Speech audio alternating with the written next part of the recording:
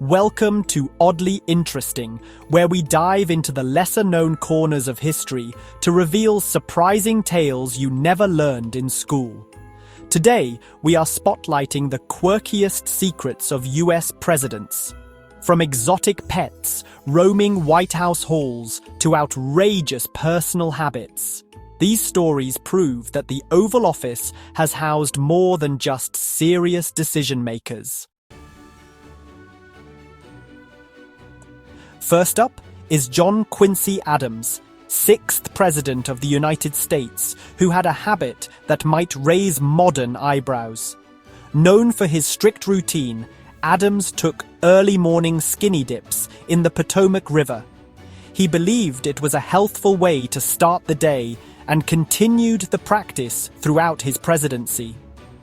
Rumor has it, a journalist named Anne Royal once used his routine to her advantage, sitting on his clothes until he agreed to grant her an interview, making her the first female journalist to interview a president.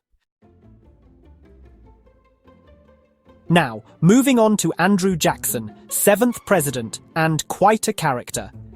Jackson had a pet parrot named Pole that reportedly learned to mimic Jackson's fiery language. The bird's vocabulary became so colorful it allegedly had to be removed from Jackson's funeral service because it would not stop cursing. Historians debate the exact truth of this tale, but many agree Pole was taught to talk in less than polite phrases, adding a bizarre chapter to the legacy of Old Hickory.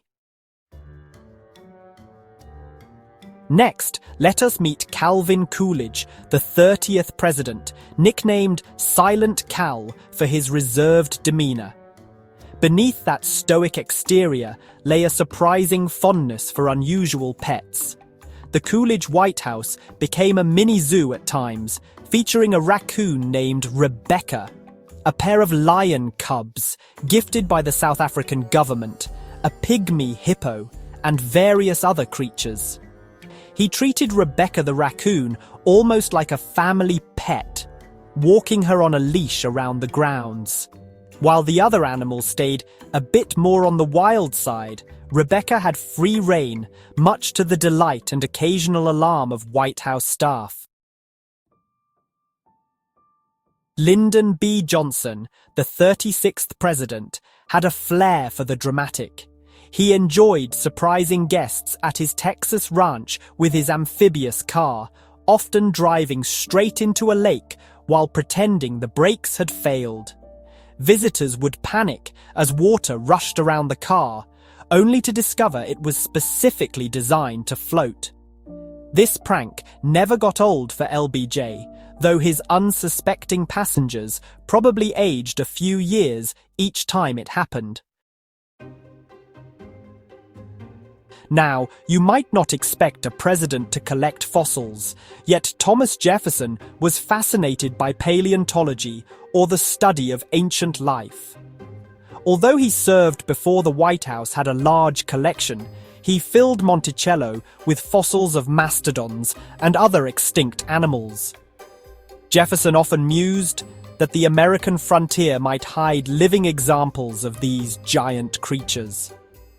While that never panned out, his interest in natural history added a unique scholarly twist to his presidency and helped spur early American scientific pursuits. Lastly, few realize Gerald Ford, the 38th president, once worked as a male model before his political career. During his time at the University of Michigan, Ford posed for Look magazine, appearing in some fashion spreads showcasing collegiate wear. These stints in front of the camera might seem at odds with his later reputation for stumbling in public, yet they highlight the unexpected turns a future president's life can take. These stories remind us that presidents are not just historical footnotes or stoic leaders. They are living, breathing human beings with peculiar habits, quirky interests, and sometimes outrageous pets. From Andrew Jackson's foul-mouthed parrot to Lyndon B. Johnson's trick car, history has plenty of surprises that never make it into the textbooks. If you found this peek into presidential peculiarities oddly interesting, be sure to hit that like button and subscribe. Which presidential quirk caught you most off guard? Let us know in the comments.